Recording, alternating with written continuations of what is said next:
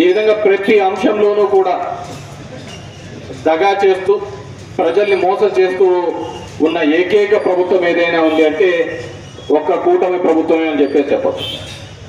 దీనికంతా ఆయన చెప్పేవాడు బటన్ నొప్పేది ఏముంది, ముస్లాం కూడా ఒత్తుతుంది బటన్ అని చెప్పేసి. మళ్ళీ ఈ ముసలోడు ఎందుకు ఒత్తలేకపోతున్నాడు?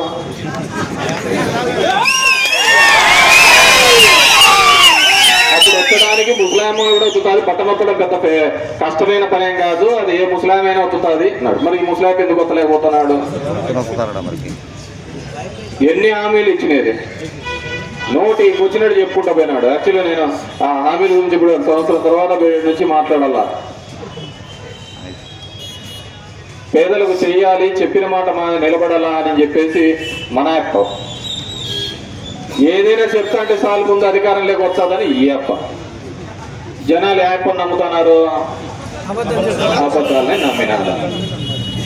ఈరోజు అంటున్నారు మాకు ఇవి పెంచినారు ఇవి పెంచినారు అని చెప్పి. జగన్ రెడ్డి శిలకకి చెప్పినాడు. ఇవి కాదయ్యా, ఉంటే నాకంటే పెద్దగా ఆలోచించి చేసేవాళ్ళు ఎవరైనా అంటారు. నేను ఏదైతే చేయగలుగుతానో అది మాత్రమే చెప్పగలుగుతాను, ఏదైతే చెబుతానో అది మాత్రమే చేస్తాను అని చెప్పేసి. ఇది ఒక పిల్లలకి 18,000 ఇచ్చానంటే 15,000 ఇచ్చానంటే నీకు 15,000, నీకు 15,000, నీకు 15,000. ఎవరికి 15,000 కాదు కదా, జయంతి గారు ఇచ్చింది అక్కడ.